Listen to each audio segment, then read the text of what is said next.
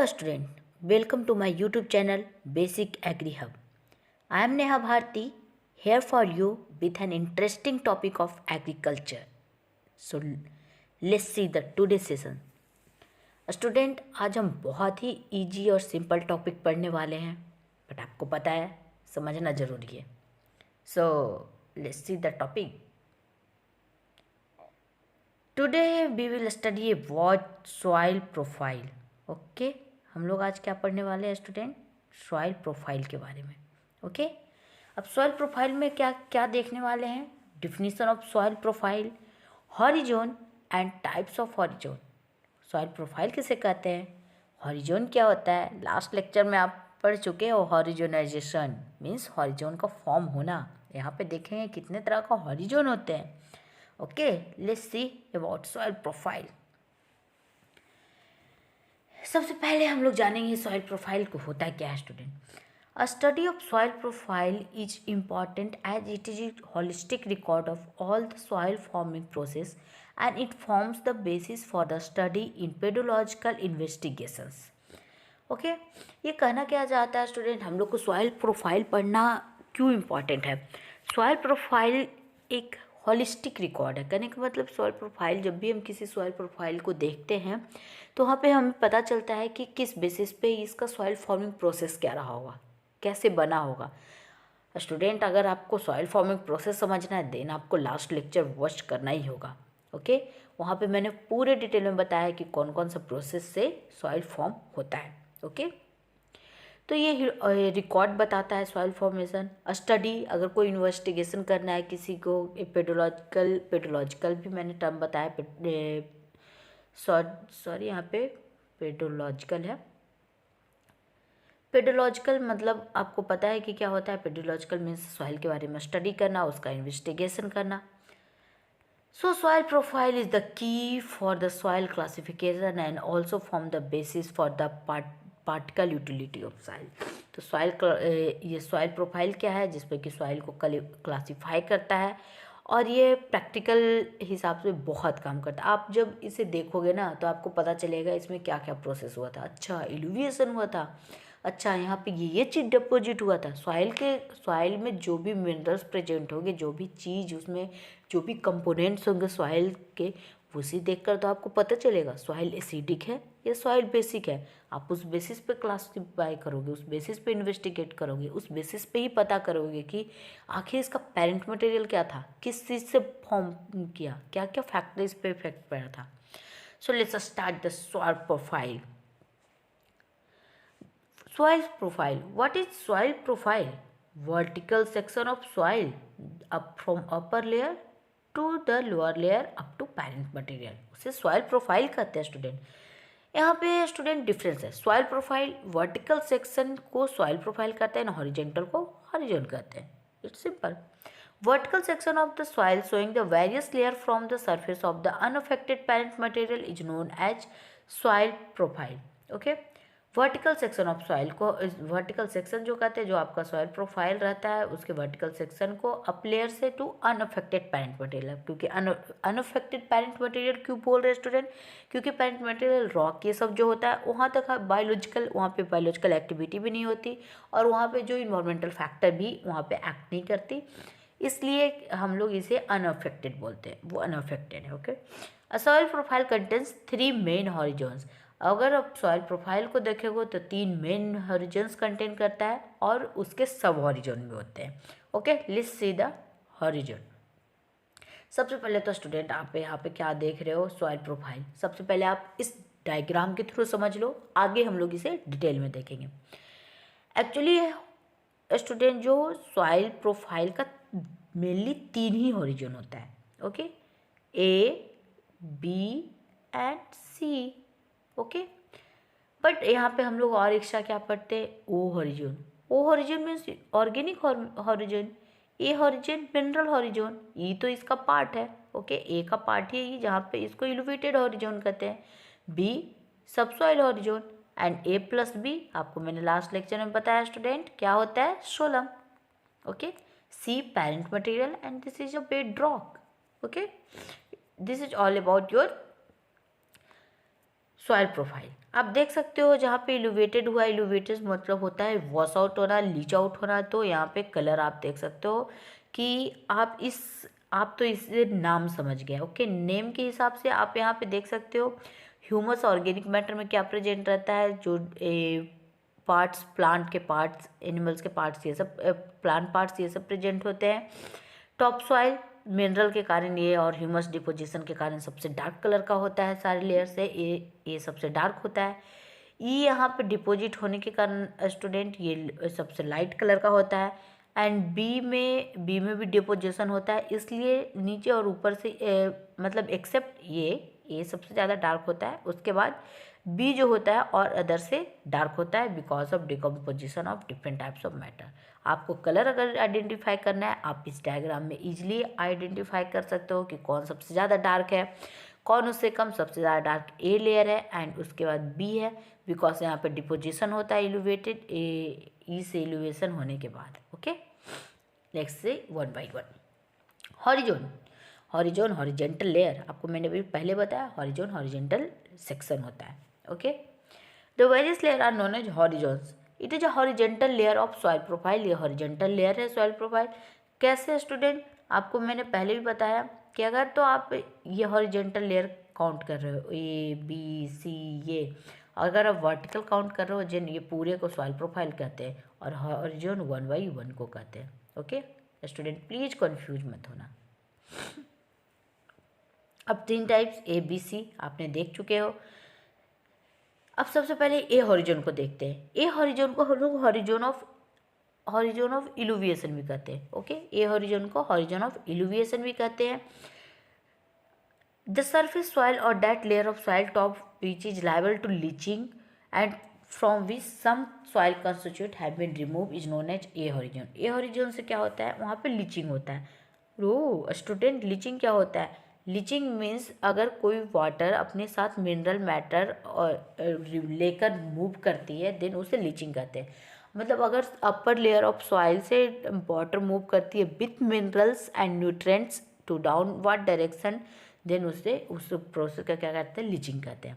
Okay, intermediate layer which the material leached from the A horizon have been redeposited in the lower layer that is known as V horizon. Okay, V horizon में क्या होता है, रीडिपोजिट होता है। जो भी material Leach out हुआ ए horizon से वो डिपोजिट होता है वी हॉरिजन में और उसे हॉरिजन ऑफ आइल्यूविएशन कहते हैं। ओके, एक ई मतलब एग्जिट होना और इन मीन्स इन होना, आपको पता है, E for exit and I for इन।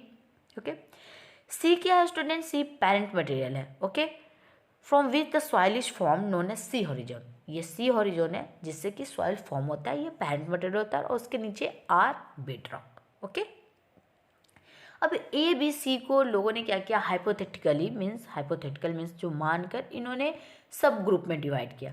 वो जहाँ से इल्यूवेट कर रहा है उसको हीरो हॉरिजॉन बोला, वैसे ही B1 A1 A2 करके ये हाइपोथेटिकल सब हॉरिजॉन को डिवाइड किया गया है।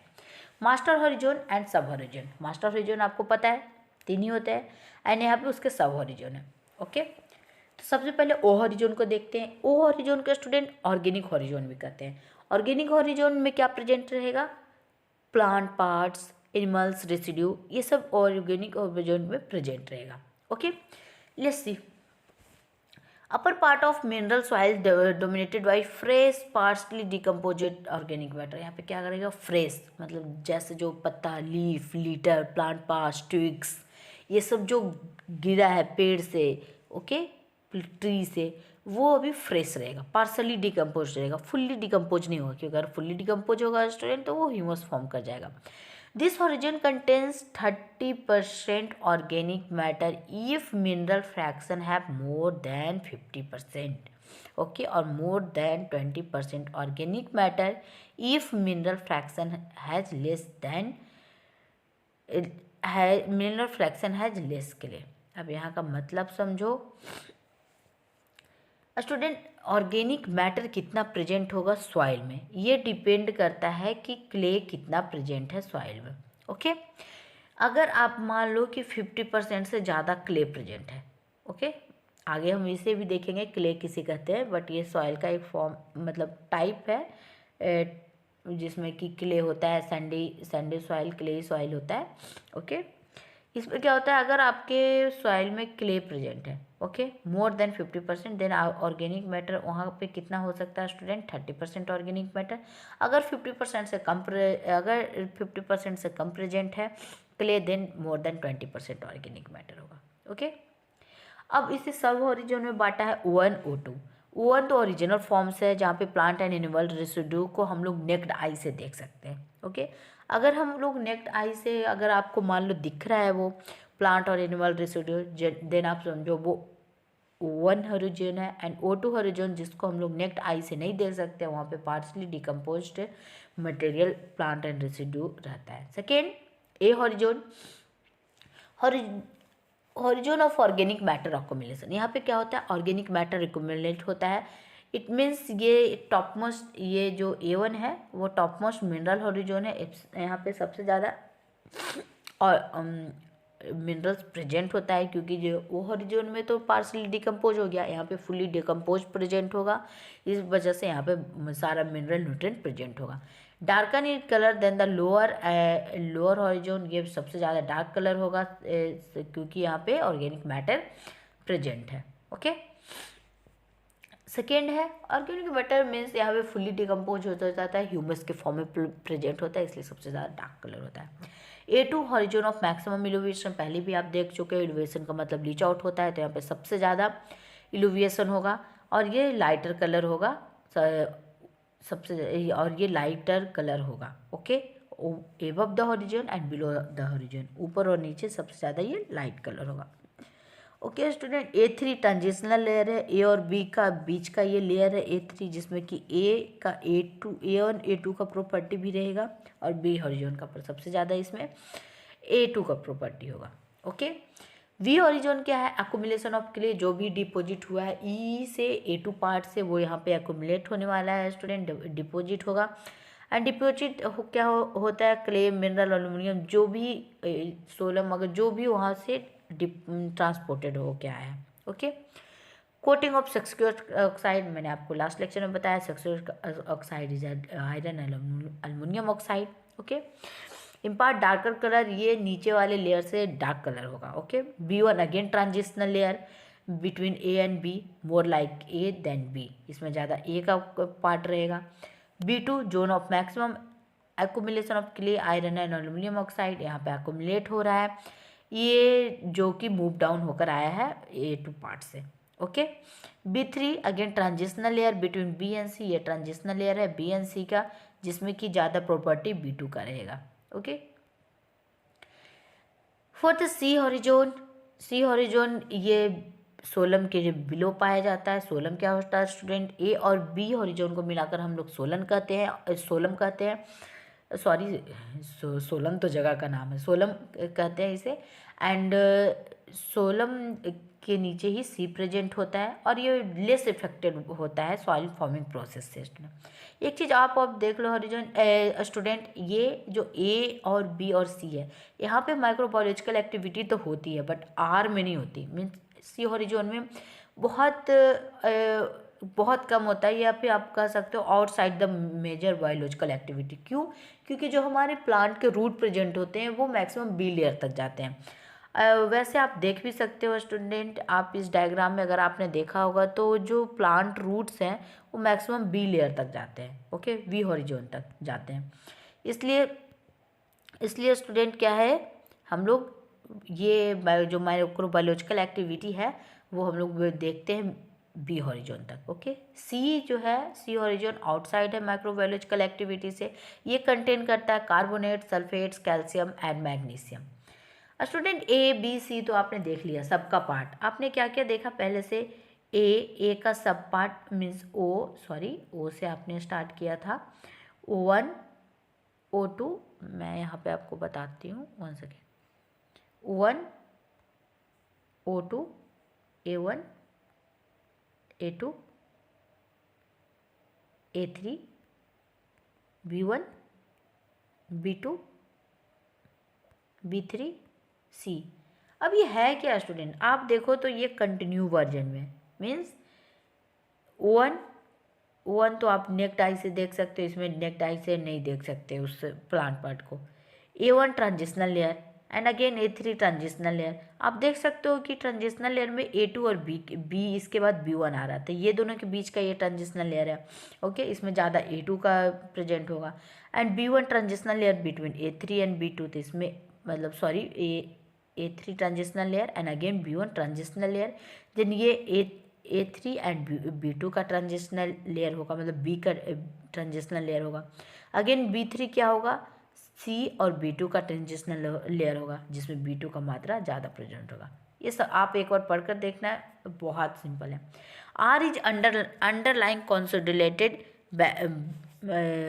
बेड रॉक, इट मे और may not be like the parent rock और from which solum is form. बोल रहा स्टूडेंट, जो ये अंडरलाइंग है, ओके, ये अंडरलाइंग कंसोलिडेटेड बेड रॉक है। ओके, जहाँ पे कि मतलब बेड रॉक मीन्स स्टोन है, स्टूडेंट वहाँ पे स्टोन प्रेजेंट है। Okay okay student, I hope आपको ये सेशन समझ आया हो। अगर आपको ये सेशन समझ आया है देन लाइक करें, सब्सक्राइब करें एंड बेसिक एग्री हब ये चैनल पे बने रहें। स्टूडेंट, आपको अगर कोई भी क्वेरी है, कोई क्वेश्चंस है, तो आप कमेंट बॉक्स में हमें मैसेज कर सकते हो। मैं वहाँ पे रिप्लाई ज़रूर करूँगी एंड होप सो मैं अगर आपको कोई सेशन या कुछ टॉपिक समझना हो तो मैं वो सेशन लेकर ज़रूर आऊँगी। अगर आपको ये PPT या स्टडी मटेरियल चाहिए स्टूडेंट, देन आप टेलीग्राम चैनल ज्वाइन कर सकते हो। टेलीग्राम चैनल का लिंक आपको डिस्क्रिप्शन बॉक्स में मिल जाएगा। स्टूडेंट, अगर आपको प्रीवियस लेक्चर देखना है, इसके पहले के लेक्चर, देन आप डिस्क्रिप्शन बॉक्स में उसका भी लिंक मिल जाएगा। आप टेलीग्राम का डायरेक्ट सर्च मार सकते हो, basic agri hub. Thank you student, hope so आपको ये लेक्चर समझ आया हो।